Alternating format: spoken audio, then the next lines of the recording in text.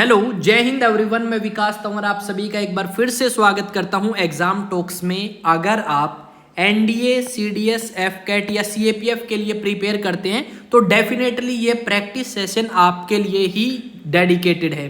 यहाँ पे हम इंडियन पॉलिटी से रिलेटेड 1000 से ज़्यादा क्वेश्चंस प्रैक्टिस करेंगे जिनकी आने की संभावना 90% से ज़्यादा है। यहाँ पे हमने अब तक 2 प्रैक्टिस सेशन कंप्लीट कर लिए हैं और ये प्रैक्टिस सेट नंबर 3 है जिसके अंदर हम आगे के क्वेश्चंस करेंगे। तो जितने भी स्टूडेंट डिफेंस एस्पिरेंट्स हैं उनके लिए ज़रूरी है कि वो इस प्रैक्टिस सेशन को अटेंड करें और मुझे कमेंट में बताएं कि वो इनमें से कौन से एग्ज़ाम के लिए प्रिपेयर करता है, चारों में से ज़रूर। तो स्टार्ट करते हैं क्लास को। और अगर वीडियो अच्छी लगे तो वीडियो को लाइक करें, चैनल को सब्सक्राइब करें और दोस्तों के साथ शेयर जरूर करें। तो चैनल अगर आप नए हैं तो जरूर सब्सक्राइब करें। और अगर आप बेसिक जानना चाहते हैं तो बेसिक जानने के लिए प्रथम कदम जो बैच स्टार्ट किया गया है उस बैच को अटेंड करें। हर एक चीज़ क्लियर होंगी। यहाँ पे जो प्रीवियस ईयर क्वेश्चंस आए हैं वो भी आपके क्लियर होंगे, सारे के सारे आप सोल्व कर पाओगे। और अगर आपको इस क्लास की पीडीएफ चाहिए तो इस क्लास की जो पीडीएफ है वो आपको मिलेगी टेलीग्राम पे। और टेलीग्राम जो है वो एग्जाम टॉक्स नाम से है, या फिर चैनल जो है उसके डिस्क्रिप्शन में आपको लिंक मिल जाएगा, वहां से जाके भी आप कनेक्ट कर सकते हैं। तो चलिए स्टार्ट करते हैं आज की क्लास फर्स्ट क्वेश्चन के साथ में। तो फर्स्ट क्वेश्चन आपकी स्क्रीन के सामने है और क्वेश्चन क्या है? क्वेश्चन में कहा गया है कि which of the following statement regarding the constituent assembly are true, कि इनमें से कौन सी स्टेटमेंट कॉन्स्टिट्यूएंट असेंबली को लेके सही है। तो अगर हम बात करें फर्स्ट स्टेटमेंट की, it was not based on adult franchise, तो ये हो गया गलत, क्योंकि जो कॉन्स्टिट्यूएंट असेंबली है वो बेस थी किस पे? अडल्ट फ्रेंचाइजी पे। वो बात अलग है, भारत के हर एक नागरिक के पास वोट डालने का अधिकार नहीं था, पर जितने भी मेंबर्स इलेक्टेड थे वो अडल्ट फ्रेंचाइजी के बेस पे इलेक्टेड थे। और प्रिंसली स्टेट्स के अंदर से 93 जो मेंबर्स आए थे वो 93 मेंबर्स आपके नॉमिनेटेड थे, यानी कुछ तो आपके नॉमिनेटेड थे, कुछ इलेक्टेड थे अडल्ट फ्रेंचाइजी के ऊपर base. It resulted from direct election, इसमें जो सेकंड बात कही गई है, सेकंड बात सॉरी नोट बेस, तो ये तो गलती होगी, हमें ट्रू बताना है ना, तो फर्स्ट गलत हो गया, तो ये भी नहीं आएगा, ये भी नहीं आएगा। अब आते हैं नेक्स्ट पे, it resulted from direct elections. तो भाई इसकी अगर हम बात करें किस चीज़ की? डायरेक्ट इलेक्शंस की, तो डायरेक्ट इलेक्शंस हमें यहाँ पे नहीं देखने को मिलेंगे, क्योंकि भारत का हर एक बंदा पार्टिसिपेट नहीं कर रहा है। कुछ जगह ऐसी भी थी जहाँ से नॉमिनेटेड मेंबर्स आ रहे थे, जैसे प्रिंसली स्टेट से। It was a multi party body, ये बिल्कुल सही है। यहाँ पे अलग अलग पार्टीज के जो मेंबर्स हैं वो आपके पार्टिसिपेट कर रहे थे, तो यानी थर्ड ठीक है। It work through several committees, yes ये भी ठीक है। यहाँ पे हमें बहुत सारी कमेटीज देखने को मिलेंगी, जैसे यूनियन पावर कमेटी। कौन कौन सी? 2-4 कमेटीज की बात करूं, अरे यार चल, हाँ, union power committee, union constitution committee, drafting committee, और भी बहुत सारी जो कमेटीज हैं उनके थ्रू आपकी ये सारी चीजें काम कर रही थी। और आप ये भी सही है, ये भी सही है, तो इसके अकॉर्डिंग हमारा जो आंसर है वो 3 और 4 यानी सी जो ऑप्शन है वो सही हो जाएगा। तो इस चीज को आप ध्यान में रखेंगे कि ये जो 2 स्टेटमेंट है वो सही है, अडल्ट फ्रेंचाइजी के ऊपर बेस थी और साथ में आपके जो इलेक्शंस हैं वो डायरेक्ट नहीं थे। उसके बाद अगर बात करें नेक्स्ट क्वेश्चन की, Who among the following was not a member of the Constituent Assembly established in July 1946? इनमें से कौन सा मेंबर नहीं था कॉन्स्टिट्यूएंट असेंबली का जब कॉन्स्टिट्यूएंट असेंबली बनाई गई? तो वल्लभ भाई पटेल भी था, के.एम. मुंशी ड्राफ्टिंग कमेटी के अंदर था और जे.बी. कृपलानी भी आपका था। नेशनल फ्लैग कमेटी या एक कमेटी और थी उसके हेड थे जे.बी. कृपलानी। तो यहाँ पे एक बंदा, तो महात्मा गांधी जो है वो मेंबर नहीं थे ड्राफ्टिंग कमेटी के, और इसी के साथ में एक बंदा और है जो ड्राफ्टिंग कमेटी का मेंबर नहीं था इस टाइम में, और उसका नाम है मोहम्मद अली जिन्ना। ये दोनों के दोनों व्यक्ति आपके सदस्य नहीं थे कॉन्स्टिट्यूएंट असेंबली के। तो इस चीज को आप ध्यान में रखेंगे कि कौन नहीं था? महात्मा गांधी सबसे इंपॉर्टेंट फिगर है और हर एक बंदा सोचता है कि ये तो होगा, पर एग्जैक्टली क्या है? बात ये है कि ये बंदा नहीं था कॉन्स्टिट्यूएंट असेंबली के अंदर।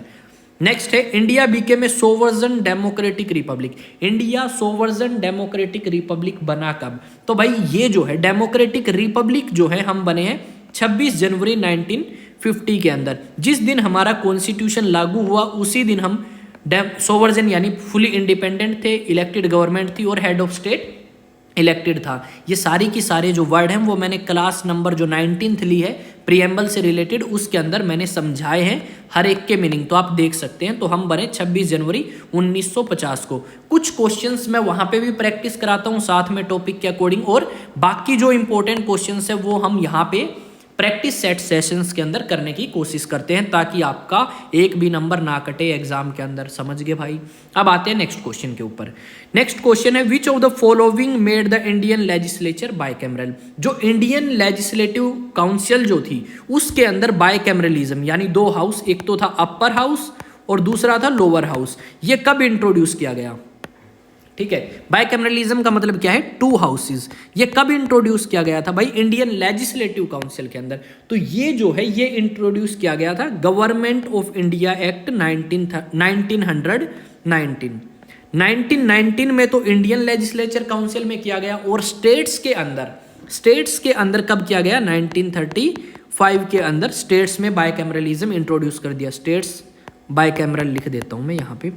बाइकैमरलिज्म स्टेट्स में आया 1935 में, इस चीज को भी आप ध्यान में रखेंगे। और मुस्लिम्स को सेपरेट इलेक्टोरेट यहाँ पे मिली, सेपरेट इलेक्टोरेट फॉर मुस्लिम्स कब मिले? 1919 में। इस चीज को भी आप ध्यान में रखेंगे। और इसका दूसरा नाम क्या है इंडियन काउंसिल्स एक्ट का, और इसका नाम क्या है वो आप मुझे कमेंट सेक्शन में जवाब देंगे। अगर भाई सिलेक्शन चाहते हो ना तो जवाब भी देना पड़ेगा, और जो चीजें समझाई जा रही हैं उनको भी आपको अच्छे से समझना होगा। नेक्स्ट जो क्वेश्चन है, नेक्स्ट है the first attempt at introducing representative and popular element in administration was made by. कि आपका जो रिप्रेजेंटेटिव सिस्टम है वो पहली बार कब इंट्रोड्यूस किया गया? अगर हम बात करें पहला जो अटेम्प्ट है वो आपका किया गया 1909 में। तो 1909 में क्या है, आपके डायरेक्ट इलेक्शंस जो हैं वो स्टार्ट कर दिए गए थे, और इनडायरेक्ट स्टार्ट हुए थे आपके 1892 में। इनडायरेक्ट कब स्टार्ट हुए? इनडायरेक्ट हुए 1892 इंडियन काउंसिल्स एक्ट। यहाँ पे एक चीज है, नेक्स्ट जो क्वेश्चन बताएगा बंदा उसको मैं भाई एक गिफ्ट दूंगा प्यारा सा। नेक्स्ट क्वेश्चन क्या है? The government of India act 1935 vested the residuary power in the. कि जो गवर्नमेंट ऑफ इंडिया एक्ट 1935 आया था उसके अंदर जो ना तो सेंट्रल गवर्नमेंट के पास पावर थी ना स्टेट गवर्नमेंट के पास, तो वो जो पावर है किस बंदे को दी गई इस कानून में? तो जो गवर्नर जनरल है उसको पावर दे दी गई, कि जो ना हमने सेंटर को दी हैं और ना स्टेट्स को, बची हुई जो पावर्स हैं वो किसके पास गई? गवर्नर जनरल के पास आपकी गई थी। नेक्स्ट क्वेश्चन आपकी स्क्रीन के सामने है भाई, और जो भी इसका जवाब देगा उसके लिए हम एक प्यारा सा जो गिफ्ट है वो यहाँ पे लेके आ रहे हैं भाई। जल्दी से जल्दी बताओ, ठीक है? चलो मैं आपको ये कैप दूंगा, आएगी कैप? हाँ ये कैप आ गई भाई। ये कैप है, ये उसी विद्यार्थी को मिलेगी, ठीक है, जो आपका इसका जवाब देगा। जल्दी से कोशिश करो भाई जवाब देने की, गिफ्ट में कैप है। चलो क्वेश्चन रीड करते हैं। विच of the following was not one of the feature of government of India act 1935। इनमें से कौन सा फीचर नहीं है गवर्नमेंट ऑफ इंडिया एक्ट 1935 का? ये कैप उसी बंदे को डेडिकेटेड है जिसने कमेंट में जवाब दे दिया होगा, ठीक है? जिन ने जवाब दिया उन्हीं के लिए ये कैप जो है ये डेडिकेटेड है। अभी तो चलो मैं स्टिकर बता रहा हूँ आपके लिए, पर आगे आने वाले समय में अगर रिस्पॉन्स अच्छा रहा तो मैं आपको रियल गिफ्ट भी दूंगा मेरे भाइयों, ताकि आपको मोटिवेशन मिल सके और आप उस चीज़ के लिए मेहनत कर पाएँ, ठीक है? ये लालच नहीं है, ये सिर्फ आपको कह सकते हैं रिवार्ड है आपके लिए, कि आपने इतनी मेहनत करी, जवाब दिया, चीज़ों को डेडिकेशन के साथ जो किया है उसके लिए हम रिवार्ड कह सकते हैं, ठीक है? Which of the following was not, कौन सा इनमें से फीचर नहीं है गवर्नमेंट ऑफ इंडिया एक्ट 1935 का? प्रोविंशियल ऑटोनॉमी, बिल्कुल सही बात है, प्रोविंशियल ऑटोनॉमी लेके आए 1935 में। डायरकी सेंटर के अंदर, ये भी सही है। प्रोविंसेस को ऑटोनॉमी यानी प्रोविंसेस को पूरे तरीके से आज़ाद कर दिया। डायरकी आई सेंटर में। बाइकैमरल लेजिस्लेचर, अब ये बाइकैमरल लेजिस्लेचर आया कहाँ पे भाई? बात तो यहाँ पे है ना। बाइकैमरल लेजिस्लेचर जो है ये तो आपका 1919 में ही आ गया था। कब आ गया था? 1919 में ही आ चुका था, तो 1935 में तो नहीं आया था ये। ऑल इंडिया फेडरेशन 1935 में ही आया था, ठीक है? ये कब आया था? ये 1935 के अंदर ही आया था, बाकी तीनों। तो इस चीज़ को आप ध्यान में रखेंगे कि बाइकैमरल लेजिस्लेचर 1919 में आया था, ना कि 1935 में। नेक्स्ट पे आते हैं। नेक्स्ट क्वेश्चन है which one of the following aimed at providing A federal structure for India. इनमें से कौन सा कानून है जो फेडरल स्ट्रक्चर प्रोवाइड करता है इंडिया को। तो भाई जैसा कि हम सभी को पता है हमने 60% कॉन्स्टिट्यूशन कहां से लिया है, गवर्नमेंट ऑफ इंडिया एक्ट 1935 से, और जो फेडरल सिस्टम है, फेडरल स्ट्रक्चर है, उसकी बात भी यहीं करी गई है। तो ऑप्शन नंबर जो डी है वो हमारा यहाँ पे हो जाएगा बिल्कुल सही जवाब। तो इस चीज को आप ध्यान में रखेंगे कि क्या इसका जवाब आएगा, गवर्नमेंट ऑफ इंडिया एक्ट 1935 आएगा इसका आंसर। नेक्स्ट है 10th question, what was the main stipulation of government of India act 1935। इनमें से कौन सी मेन चीज है गवर्नमेंट ऑफ इंडिया एक्ट 1935 की। फर्स्ट है ए फेडरल वाज सजेस्टेड, ये मेरे को सही लग रही है पर आगे और भी पढ़ के देख लेते हैं। Unitary form of government was recommended, ना यार ये तो नहीं रिकमेंड की गई थी, फेडरल ही की गई थी। ठीक है, कंप्लीट इंडिपेंडेंस गारंटेड, ना ये बात भी नहीं करी गई थी यार। ठीक है, उसके बाद नेक्स्ट आते हैं आपका कंप्लीट इंडिपेंडेंस। इनमें से कौन सी नहीं है हमें ये बताना है कि भाई dyarchy was applicable at provincial level, ये तो डायरकी एट प्रोविंशियल, ना ये तो सेंटर में आ गई थी। तो आपका कंप्लीट इंडिपेंडेंस गारंटेड की जो बात है वो यहाँ पे नहीं कही गई थी। ठीक है, तो हमारा जो आंसर है ये होगा कौन सा, सी हमारा यहाँ पे आंसर हो जाएगा। एक सेकंड, मैं एक बार दोबारा कंफर्म करना चाहूंगा यार, इसको एक बार जवाब दे जिन स्टूडेंट्स को ये क्वेश्चन समझ आया है। एक बार मैं दोबारा रीड करता हूँ इतने, what was the main stipulation of government of India act 1935। तो फेडरेशन की बात भी करी गई थी, यूनिटरी की नहीं करी गई थी, कंप्लीट इंडिपेंडेंस की भी नहीं करी गई थी। ठीक है, हाँ, तो जो नहीं करी गई थी वही बताना है ना, तो ये बिल्कुल सही है भाई। कंप्लीट इंडिपेंडेंस गारंटेड की बात यहाँ पे कुछ नहीं हुआ था ऐसा, ठीक है, कि कंप्लीट आज़ादी देंगे पूर्ण रूप से, वो सारी चीज़ें।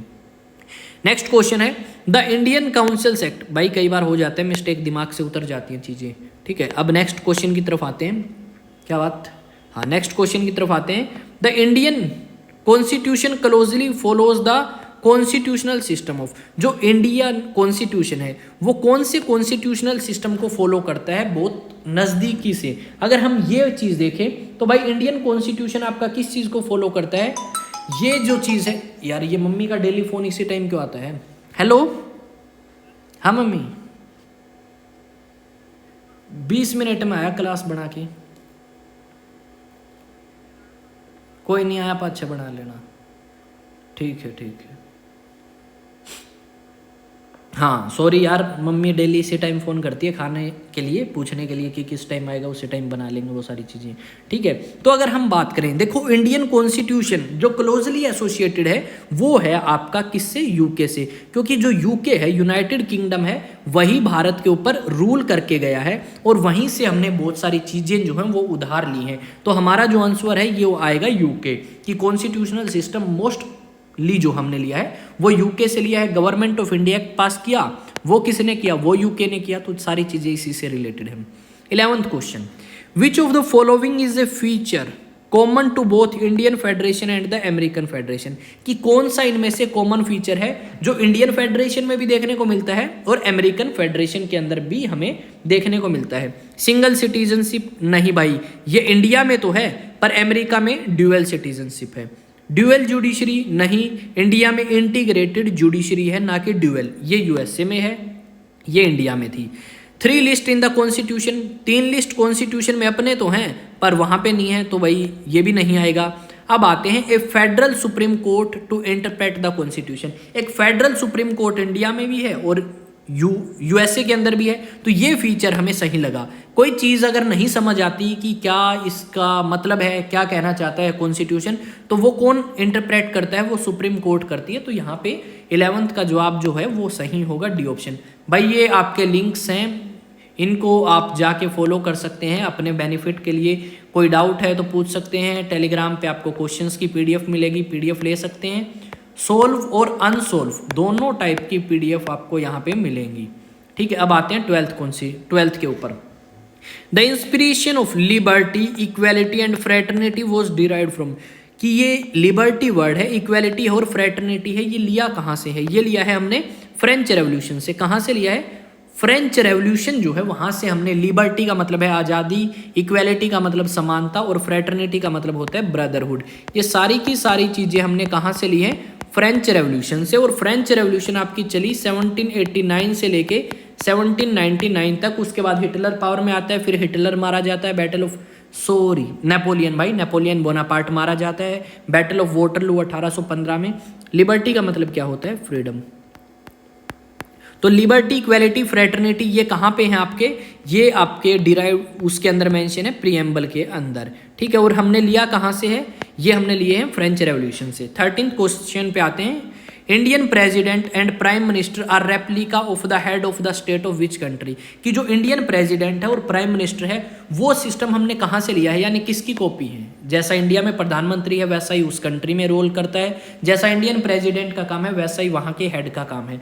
तो ये चीज़ हमने कहाँ से ली है भाई? तो ये हमने लिया ब्रिटेन से, या ब्रिटानिया भी इसको बोला जाता है। क्या बोला जाता है? ब्रिटानिया भी बोला जाता है भाई इसको। तो ब्रिटेन से हमने ये चीज़ें ली हैं। जो हमारे प्रधानमंत्री के पास पावर है वैसी ही पावर ब्रिटेन के प्रधानमंत्री के पास है। जो हमारे राष्ट्रपति के पास पावर है वैसी ही पावर ब्रिटेन की महारानी के पास में है, वहाँ पे राष्ट्रपति नहीं बनता। 14th क्वेश्चन पे आते हैं सभी के साथ। The president of the Indian union has the same constitutional authority as, कि जैसा भारत के राष्ट्रपति के पास अथॉरिटी है वैसी इनमें से किस राष्ट्रपति के पास अथॉरिटी है? तो आपका जैसा भारत का राष्ट्रपति रोल करता है वैसा ही ब्रिटेन की महारानी या जो ब्रिटेन का राजा है वो रोल प्ले करता है। सेम सी पावर है दोनों के पास में, इंडियन प्रेसिडेंट और ब्रिटिश मोनार्क यानी राजा या रानी के पास में। अब आते हैं नेक्स्ट क्वेश्चन पे। नेक्स्ट क्वेश्चन है which of the following describe India as a secular country? इनमें से कौन सी चीज है जो इंडिया को as a secular country define करती है? तो जो प्रीएम्बल है, क्या आपका जो प्रीएम्बल है उसके अंदर मेंशन है कि इंडिया क्या है? एक सेकुलर कंट्री है। प्रीएम्बल के अंदर मेंशन है वर्ड, क्या क्या है? सोवर्जन, सोशलिस्ट, सेकुलर, डेमोक्रेटिक, रिपब्लिक। तो वहां पे वर्ड आता है सेकुलर, तो हम इसको देख सकते हैं। नेक्स्ट क्वेश्चन है 16th क्वेश्चन। जो बताएगा उसके लिए एक गिफ्ट तैयार कर देता हूं इतने में। और उसको गिफ्ट में क्या दें भाई? उसको गिफ्ट में देंगे, क्या देंगे? चलो कुछ खाने के लिए देखते हैं। चलो हम इसके लिए ले लेते हैं भाई, लो। अरे यार ये तो नहीं आया, ये आ जाएगा, ये भी नहीं आया। चलो देखते हैं जो भी आएगा। कुछ नहीं आया यार इसमें तो। चलो पेड़ पौधा ही देख लें भाई। आपके लिए ये पत्ता ना, यार ये काम नहीं कर रहा भाई अभी, ठीक है। तो जो आए थे वो मैंने लगा दिए, अब नहीं काम कर रहा तो देखते हैं बाद में इसको अपडेट करते हैं, क्या प्रॉब्लम है पता नहीं। In a parliamentary form of government real power of the state are vested in, कि जो पार्लियामेंट्री फॉर्म ऑफ गवर्नमेंट है यानी इंडिया में जैसी सरकार है वहाँ पे जो रियल पावर है स्टेट की वो किसके अंदर है? तो रियल पावर जो है स्टेट की वो वेस्टेड है आपकी किसके अंदर? Council of ministers headed by the प्रधानमंत्री। जो आपके प्रधानमंत्री हैं और उसकी मंत्री परिषद है उसके पास रियल पावर है, ठीक है। वो आपका रियल एग्जीक्यूटिव है, यानी जितने भी काम करता है प्रधानमंत्री कर सकता है और राष्ट्रपति उसकी बात मानेगा और उसको माननी भी पड़ेगी, क्योंकि राष्ट्रपति सिर्फ नॉमिनल हेड है जबकि प्रधानमंत्री आपका रियल हेड है या एग्जीक्यूटिव हेड है। 2 घूंट पानी की पी लेते हैं।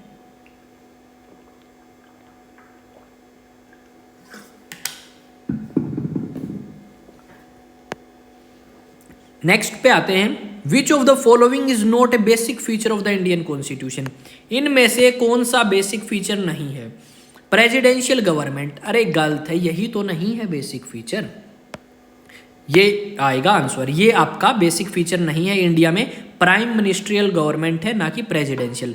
प्राइम मिनिस्ट्रियल गवर्नमेंट ठीक है, फेडरल गवर्नमेंट भी है। फेडरल में क्या होता है? डिवीजन ऑफ पावर होती है between centre and state government. क्या होती है? बिटवीन सेंटर और स्टेट गवर्नमेंट के बीच में पावर डिवाइड होती है फेडरल गवर्नमेंट में। जुडिशरी इंडिपेंडेंट है, तो ये भी आपका सही है। तो आपका यही जो है ये बेसिक फीचर का पार्ट नहीं है। 18th क्वेश्चन पे आते हैं मेरे भाई। Which of the following is a feature of the parliamentary form of government? इनमें से कौन सा फीचर है पार्लियामेंट्री फॉर्म ऑफ गवर्नमेंट का? Executive is responsible to judiciary, क्या ये फीचर है पार्लियामेंट्री फॉर्म ऑफ गवर्नमेंट का? या फिर आपका नेक्स्ट आ जाता है executive is responsible to the legislature. तो भाई ये सही लगा मुझे। एग्जीक्यूटिव का मतलब होता है वो व्यक्ति जो कानून बनाते हैं।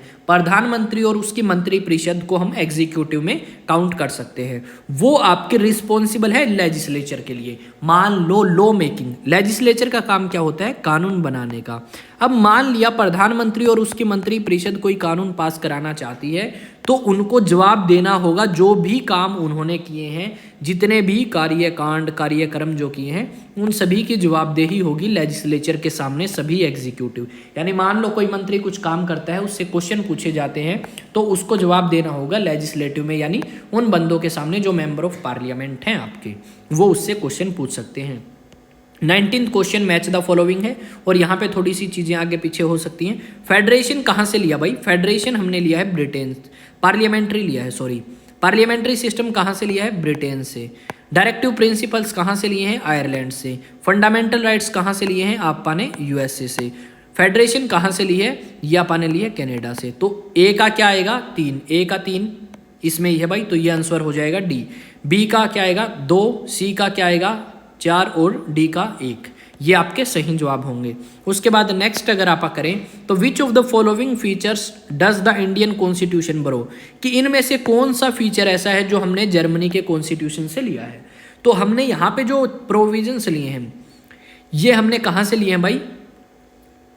इसमें देखते हैं, इसमें जो आपका 4th है D, provision concerning the suspension of fundamental rights during national emergency, ये हमने कहाँ से लिया है? जर्मनी से लिया है। अगर मैं बात करूं इमरजेंसी पावर्स की, तो ये हमने लिया है government of India act 1935। Emergency provision तो गवर्नमेंट ऑफ इंडिया एक्ट 1935 से लिया है, जबकि हमने जो सस्पेंशन यानी फंडामेंटल राइट्स को सस्पेंड कर देंगे जब इमरजेंसी लगेगी, ये हमने जर्मनी से लिया है। तो इस चीज को आप ध्यान में रखेंगे। नेक्स्ट क्वेश्चन है, मैच करने हैं आपको डायरेक्टिव प्रिंसिपल्स। डायरेक्टिव प्रिंसिपल्स कहाँ से लिए हैं भाई? आयरलैंड के कॉन्स्टिट्यूशन से। कंकरेंट लिस्ट जो है वो हमने कहाँ से ली है? इसमें यार एक ये, हाँ ये अलग होगा, ठीक है। Suspension of fundamental right during emergency, ये कहाँ से लिया है? जर्मनी से लिया है। अब बच गया क्या? रूल ऑफ लॉ कॉन्स्टिट्यूशन, ये हमने लिया है आपका ब्रिटेन से, ए। और आपका कंकरेंट लिस्ट जो है वो हमने ली है ऑस्ट्रेलिया से, ये आ गया सी, ठीक है। अब देखते हैं ए का 1, ए का 1 किस में है? ए का 1 तो इसी में, अच्छा इसमें आगे पीछे दे रखा है भाई। सी का क्या आएगा? सी का आएगा 2, सी का 2 आ सकता, 1 मिनट, यहाँ हाँ सही है, सी का 2। और उसके बाद नेक्स्ट है ए का क्या है भाई? ए का है सी का 2, ए का 4। इसमें ये गलत है यार, इस क्वेश्चन को एक बार छोड़ दो, ठीक है। ये क्वेश्चन गलत है भाई, इसको एक बार छोड़, गलत तो नहीं है, चीजें तो सही है, पर आगे पीछे अरेंज नहीं करी गई। आप इसके हिसाब से जो है अपना आंसर मैच कर लें, ये आगे पीछे हो चुके हैं शायद में भी। अब आते हैं नेक्स्ट क्वेश्चन पे, which of the following feature are their source is wrongly match, इनमें से कौन सा फीचर हमने कहाँ से नहीं लिया, मतलब रोंगली मैच है। जुडिशियल रिव्यू क्या ब्रिटेन से लिया है? जुडिशियल रिव्यू क्या हमने ब्रिटेन से लिया है? जल्दी बताओ भाई।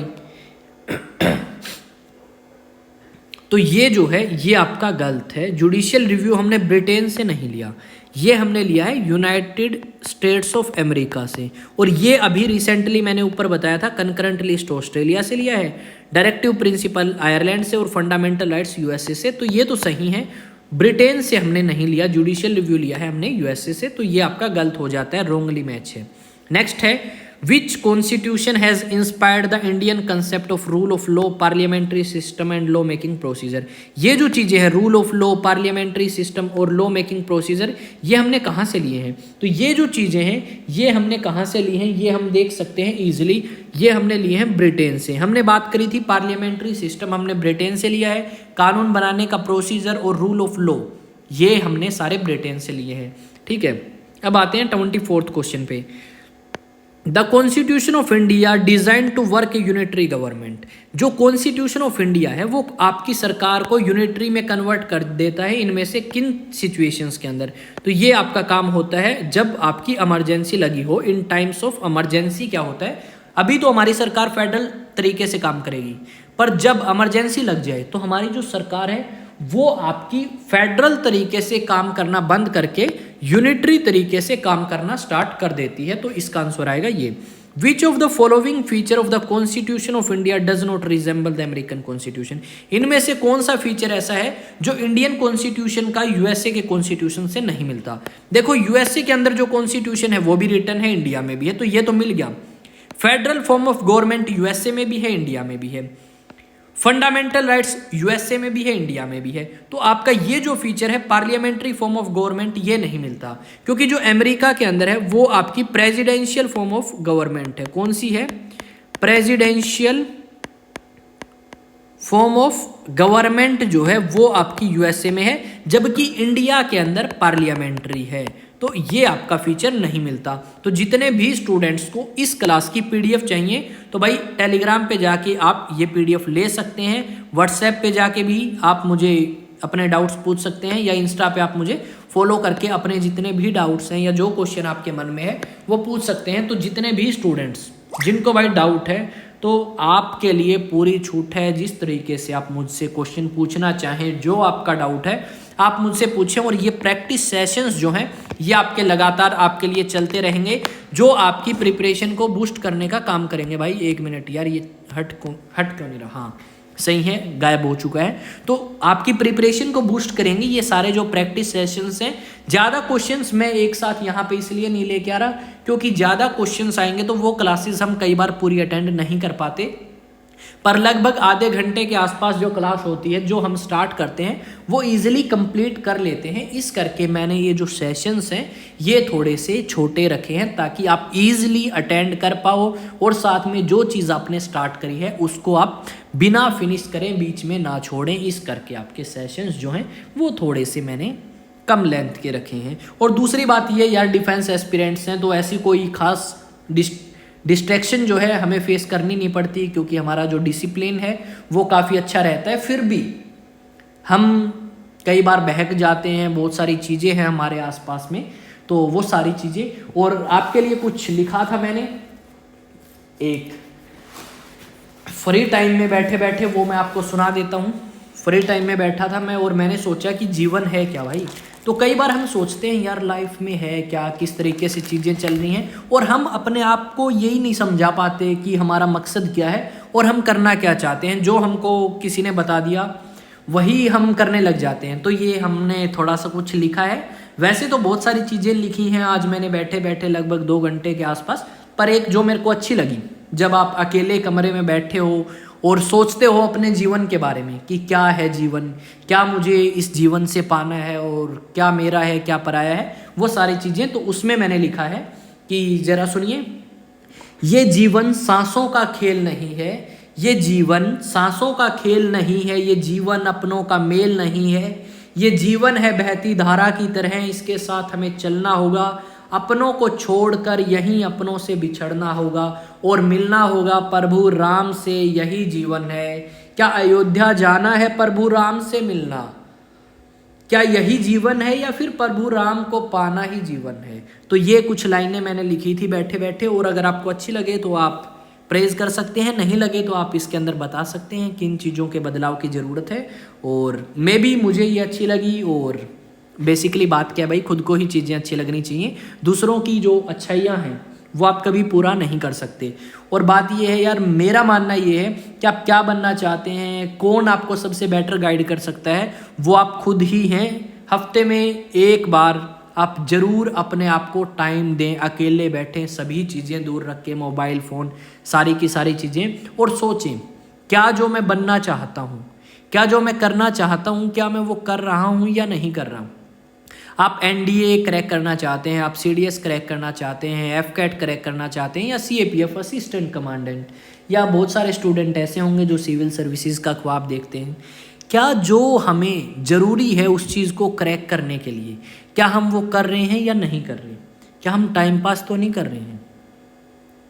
क्या हमें जो ज़रूरी है वो हमारे द्वारा किया जा रहा है या नहीं? तो भाई ज़रूर बैठोगे ना आप अपने आप को, मान लो आपने 1 हफ्ते पढ़ाई करी, आप एक कमरे में बैठ गए, ठीक है, और उसके बाद आप एनालाइज करोगे कि इस महीने या इस हफ्ते मैंने ये पढ़ा, क्या मैं सही डायरेक्शन में जा रहा हूँ या नहीं, तो आपको अपने आप जवाब मिल जाएगा। आप डिसाइड करना चाहते हैं फ्यूचर में क्या करूँ, अकेले बैठो कमरे में 1 घंटे 2 घंटे 3 घंटे, अपने आप सॉल्यूशन मिल जाएगा कि क्या मुझे करना है, क्या मेरा मकसद है, क्या नहीं है।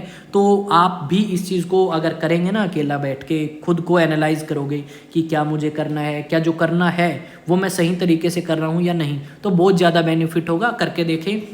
और अगर आपको लगता है कि बकवास है तो भाई आपकी मर्जी है। हाँ, ये जितने भी टॉपिक्स हैं, जितने भी क्वेश्चंस हैं, काफ़ी इंपॉर्टेंट हैं आपके हर एक एग्जाम के लिए, चाहे एनडीए सीडीएस एफकेट या सीएपीएफ असिस्टेंट कमांडेंट के अलावा कोई भी एग्जाम हो, हर एग्जाम में इस टाइप के क्वेश्चंस आपसे पूछे जाते हैं। और यहाँ पे बहुत सारे क्वेश्चंस मैंने ऐसे भी हैं जो मेंशन किए हैं कि ये इस एग्जाम के अंदर आए हैं, इसके अंदर नहीं आए। आई होप आपने क्लास इंजॉय करी होगी और अपनी जो बॉन्डिंग है वो थोड़ी सी इंप्रूव हो चुकी होगी, क्योंकि अब काफ़ी क्लासेस हमारी आ चुकी हैं, प्रथम कदम बैच की भी, और ये आपका 3rd प्रैक्टिस सेशन है। तो आई थिंक एंजॉय करेंगे आप क्लासेस को मेरे साथ में और अच्छा स्कोर करेंगे जीके के अंदर। इस चीज़ की गारंटी मैं विकास तंवर आप सभी के सामने लेता हूँ। मिलते हैं नेक्स्ट वीडियो में, तब तक जय हिंद जय भारत।